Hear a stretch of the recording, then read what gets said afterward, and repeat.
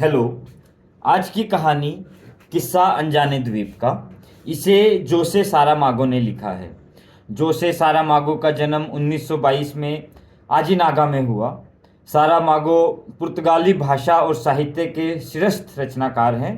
उनका समूचा लेखन जैसे एक लंबा व्यक्तित्व है।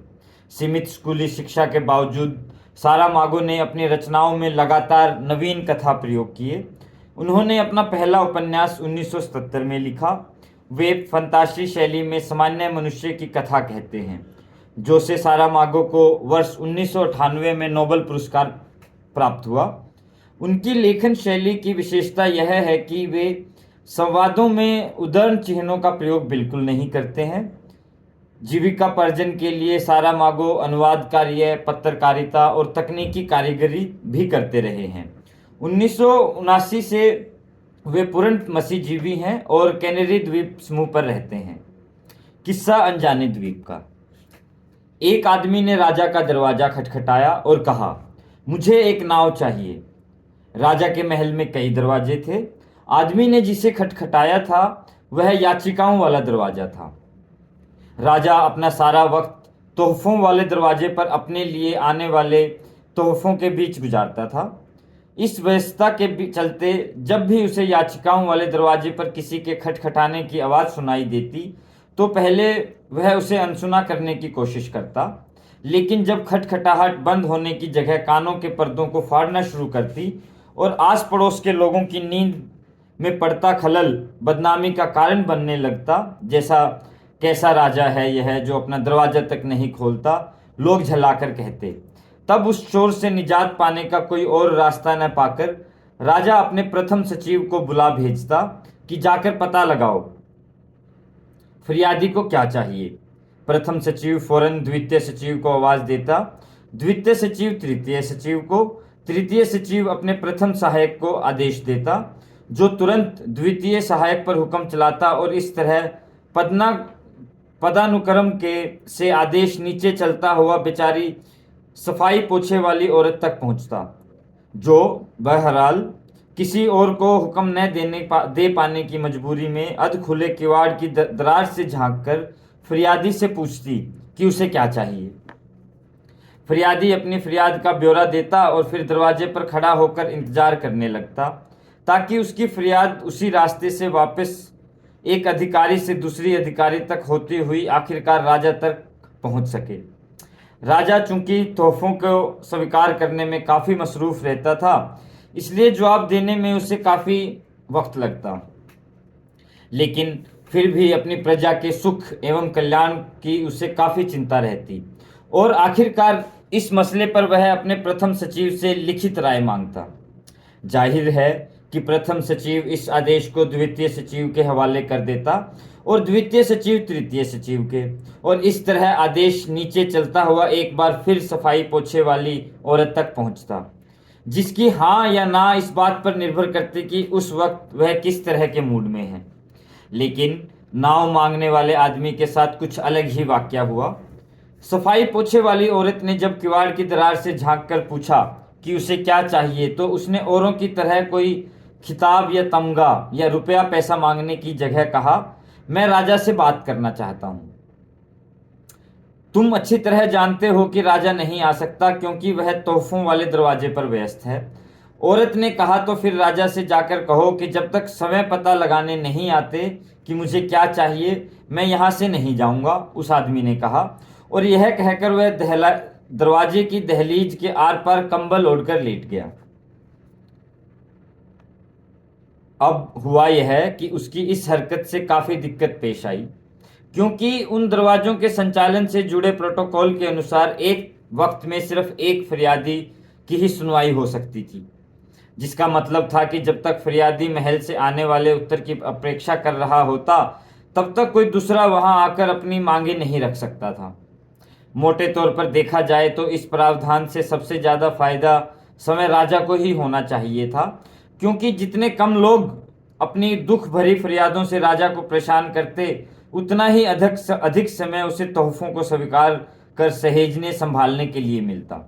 लेकिन बारीकी से गौर करें तो उसमें दरअसल राजा का नुकसान था, क्योंकि लोगों को जब फरियाद के सुने जाने में होने वाली बेहिसाब देरी का पता चलता तो सार्वजनिक स्तर पर विरोध के स्वर उभरते और समाज में खलबली मचती, जिससे निश्चय ही राजा को मिलने वाले तोहफों की संख्या में गिरावट आनी शुरू हो जाती। इस पेचीदा मसले के पक्ष और विपक्ष पर 3 दिनों तक सावधानी से विचार करने के बाद राजा स्वयं याचिकाओं वाले दरवाजे जाकर पता लगाने गया कि सामान्य राजनीतिक प्रावधानों को ठुकराने वाले इस खुरापाती शख्स को आखिर क्या चाहिए। दरवाजा खोल दो, राजा ने सफाई पोछे वाली औरत को आदेश दिया। तो उसने पूछा कि पूरा खोलूं या सिर्फ जरा सा। राजा जरा देर के लिए हिचकिचाया, क्योंकि अपने खुले जिस्म को वह गलियों की मामूली हवा नहीं लगने देना चाहता था।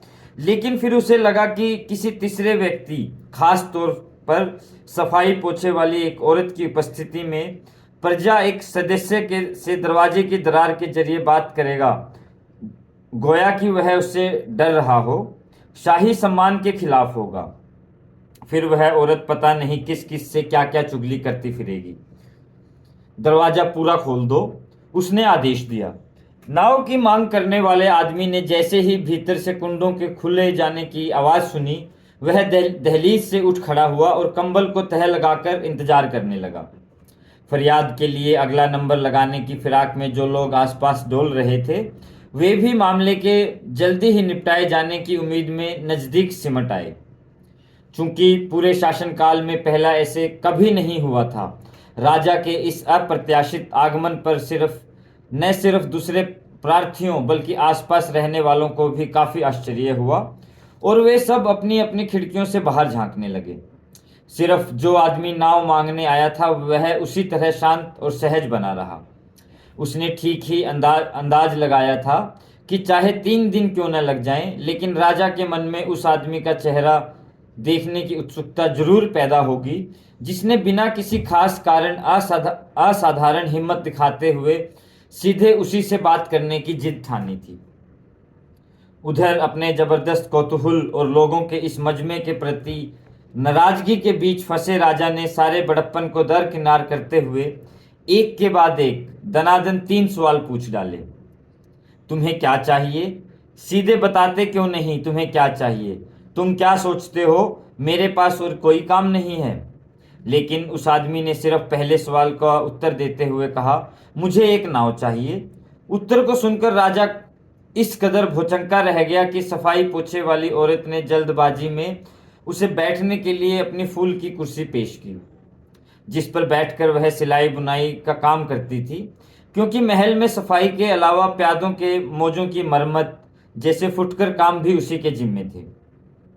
राजा को कुछ अटपटा सा महसूस हुआ, क्योंकि वह कुर्सी राज सिंहासन से काफी नीची थी। उस पर अपने पैर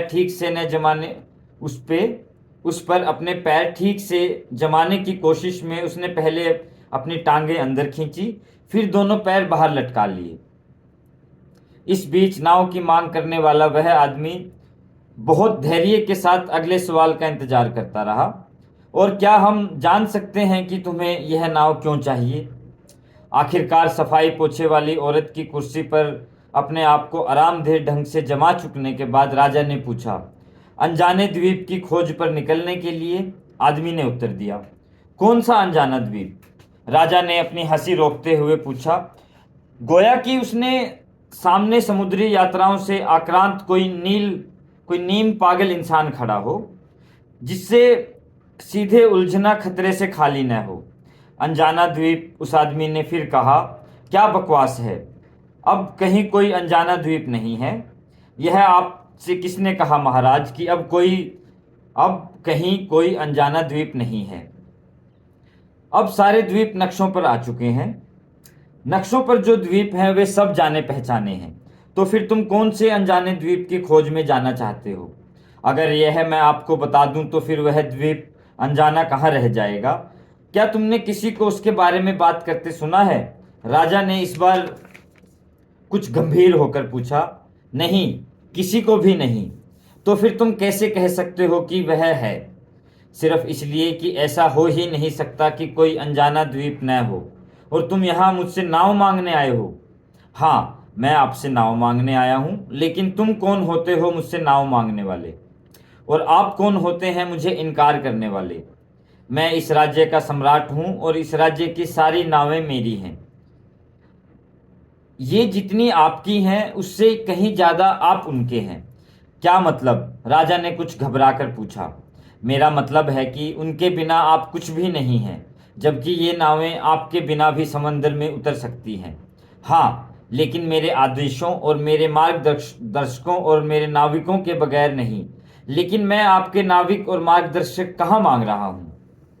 मुझे तो सिर्फ एक नाव चाहिए, और वह अनजाना द्वीप। वह अगर तुम्हें मिल गया तो वह क्या मेरा होगा?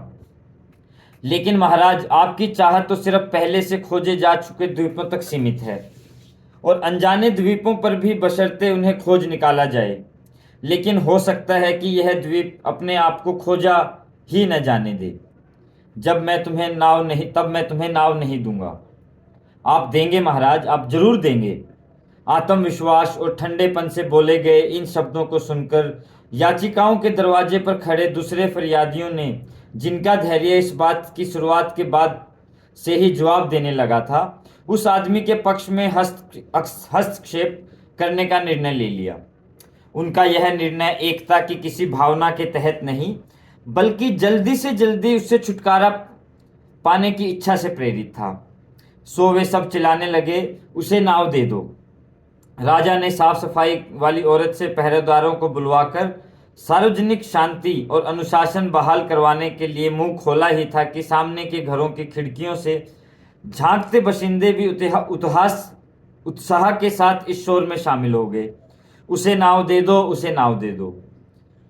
जनादेश के इतने संगठित प्रदर्शन से आक्रांत राजा ने हिसाब लगाया कि इस बीच तोहफों के दरवाजे से उसके लिए क्या कुछ आकर नहीं लौट गया होगा। उसने हाथ हवा में उठाकर लोगों को खामोश हो जाने का आदेश देते हुए कहा, ठीक है, मैं तुम्हें नाव दे रहा हूं, लेकिन नाविक तुम्हें खुद जुटाने होंगे, क्योंकि अपने सारे नाविक मुझे पहले से खोजे जा चुके द्वीपों के लिए चाहिए। भीड़ की करतल ध्वनि के शोर में आदमी के धन्यवाद के शब्द डूब कर रह गए, लेकिन उसके हिलते हुए होठों से लगता था कि वह कह रहा है, आप फिक्र न करें महाराज, मैं काम चला लूंगा। और फिर सभी ने राजा को कहते सुना, जाओ बंदरगाह पर जाकर गोदी के प्रमुख से मिलो, उससे कहना कि मैंने तुम्हें भेजा है और उसे तुम्हें एक नाव देनी है। मेरा कार्ड साथ में ले जाओ। उस आदमी ने कार्ड हाथ में लेकर पढ़ा, जहां राजा के नाम के नीचे राजा लिखा हुआ था। सफाई पोछे वाली औरत के कंधे पर कार्ड टिकाकर राजा ने उस पर कुछ लिख भी दिया था, इस कार्ड के धारक को एक नाव दे देना। नाव का बहुत बड़ा होना जरूरी नहीं, लेकिन वह मजबूत और समुद्र में चल सकने लायक नाव होनी चाहिए, ताकि अगर कुछ गलत हो जाए तो कम से कम मेरी अंतरात्मा मुझे न कचोटे। आदमी ने एक बार फिर धन्यवाद देने के लिए अपना सिर उठाया, लेकिन राजा तब तक जा चुका था और अब सिर्फ सफाई पोछे वाली वह औरत ख्यालों में डूबी उसकी ओर देख रही थी। आदमी दरवाजे से हटा तो उसके जाते ही सभी दूसरे फरियादियों में दरवाजे तक पहुंचने के लिए धक्का मुक्की शुरू हो गई, लेकिन दरवाजा तब तक बंद हो चुका था। लोगों ने सफाई पोछे वाली औरत को बुलाने के लिए दरवाजा बार बार खटखटाया, लेकिन वह औरत वहां थी ही नहीं।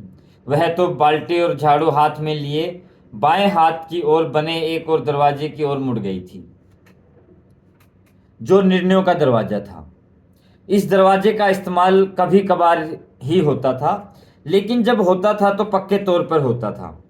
साफ सफाई वाली औरत ख्यालों में क्यों डूबी हुई थी, यह भी अब समझा जा सकता था। दरअसल उन्हीं कुछ क्षणों में उसने फैसला कर लिया था कि वह नाव लेने के लिए बंदरगाह की ओर जाते उस आदमी के पीछे जाएगी। उसने तय किया कि महलों में सफाई करने और झाड़ू लगाने की जिंदगी बहुत हो चुकी, अब कुछ और करने का समय आ चुका है। और उसकी असली रुचि तो जहाज़ों की सफाई करने और झाड़ू लगाने में थी। जहां वैसे भी पानी की कोई कमी नहीं होने वाली थी, तो इस तरह उस आदमी को अंदाजा भी नहीं होगा कि उधर उतने नाविकों की भर्ती शुरू भी नहीं की है और उधर पूरी नाव की साफ सफाई की जिम्मेदारी निभा सकने वाला एक शख्स खुद उसके पीछे पीछे चला आ रहा है। भाग्य हमारे साथ इसी तरह का मजाक करता है। हम भुनभुना कर सोचते हैं कि बस अब हो गया खेल खत्म, किस्सा तमाम छोड़ो और किस्मत हमारे ठीक पीछे खड़ी हमारे कंधे को छूने के लिए अपना हाथ आगे बढ़ा चुकी होती है। काफी दूर चलने के बाद वह आदमी बंदरगाह तक पहुंचा और उसने गोदी के प्रमुख से मिलने का आग्रह किया। उसके बाहर आने का इंतजार करते हुए वह सोचता रहा कि सामने बंधी नावों में से कौन सी नाव उसे मिल सकती है। राजा के विजिटिंग कार्ड पर लिखी गई हिदायतों में कहा गया था कि नाव आकार में बहुत बड़ी नहीं होगी, जिसका मतलब था कि भाप के इंजन वाले स्टीमरों, मालवाहक जहाज़ों और युद्धपोतों की गिनती से बाहर रखा जा सकता था। लेकिन राजा ने यह भी कहा था कि नाव इतनी छोटी भी न हो कि समुद्री हवाओं और लहरों की तेजी का मुकाबला ना कर सके। नाव सुरक्षित और समुद्र में उतरने लायक होनी चाहिए, ये राजा के शब्द थे।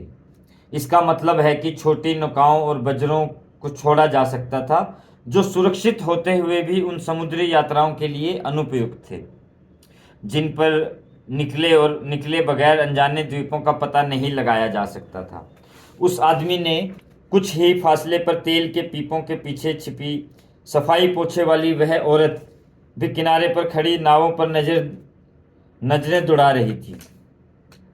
उस आदमी से कुछ ही फासले पर तेल के पीपों के पीछे छिपी सफाई पोछे वाली वह औरत भी किनारे पर खड़ी नावों पर अपनी नजर दौड़ा रही थी। मुझे यह वाली पसंद है, उसने मन ही मन सोचा। हालांकि उसकी राय की फिलहाल कोई कीमत नहीं थी और अभी तो उसे नौकरी पर भी नहीं रखा गया था। लेकिन सबसे पहले यह जानना जरूरी था कि गोदी के प्रमुख की राय क्या है। प्रमुख ने बाहर आते ही सबसे पहले कार्ड को पढ़कर उस आदमी को सिर से पांव तक देखा और फिर सबसे आवश्यक यह सवाल पूछा जिसे राजा पूछना भूल गया था, तुम्हें नौका संभालना आता है? और क्या तुम्हारे पास इसे चलाने का लाइसेंस है? नहीं, मैं समुद्र में अपने आप सीख जाऊंगा, उस आदमी ने कहा। मैं इसकी सलाह नहीं दूंगा, गोदी के प्रमुख ने कहा। मैं समुद्री कप्तान हूं, लेकिन फिर भी मुझमें किसी पुरानी नाव में बैठकर समुद्री यात्रा पर निकल पड़ने का साहस नहीं है। तो फिर मुझे ऐसी नाव दे दो जिस पर सवार होकर मैं यात्रा कर निकल सकूं, ऐसी नाव जिसका मैं मान रख सकूं और जो मेरा मान रख सके। नाविक न होने पर भी तुम बिल्कुल नाविकों की सी बातें करते हो। अगर मैं नाविकों की सी बातें करता हूं तो फिर मेरा नाविक बनना तय है। गोदी के प्रमुख ने फिर एक बार राजा के कार्ड को ध्यान से देखा और कहा, तुमने बताया नहीं कि तुम्हें नाव क्यों चाहिए? अनजाने द्वीप की खोज पर निकलने के लिए, लेकिन अब कोई अनजाने द्वीप नहीं बचे हैं। राजा ने भी तुमसे यही कहा था। राजा को द्वीपों के बारे में यह जानकारी मैंने ही दी है। अब तो यह और भी अजीब बात है कि आप समंदर के आदमी होकर कहते हैं कि अब कोई अनजाने द्वीप नहीं बचे हैं, जबकि मैं धरती वाला होकर भी जानता हूं कि जाने हुए द्वीप भी तब तक अनजाने रहते हैं जब तक समय उन पर एक कदम न रखा जाए। लेकिन जहां तक मैं समझ पाया हूं, तुम ऐसे द्वीप की तलाश में निकलना चाहते हो जिस पर आज तक किसी ने कदम न रखा हो। हाँ, लेकिन यह तो वहां पहुंचने के बाद ही पता चलेगा। ठीक है, गोदी प्रमुख ने कहा। तुम्हें जिस तरह की नाव चाहिए वह मैं तुम्हें दे रहा हूं।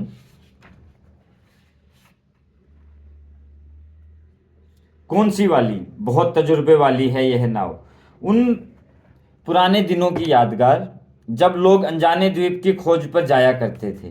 कौन सी वाली? बल्कि हो सकता है कि इसने कुछ अनजाने द्वीप भी खोजे हों। कौन सी वाली? कौन सी है वह नाव? वह रही। सफाई पोंछे वाली औरत ने जैसे ही गोदी प्रमुख की उंगली के इशारे का अनुसरण किया, वह पीपों के पीछे से बाहर निकलकर चिल्लाने लगी, वही मेरी वाली नाव है, वही मेरी वाली नाव।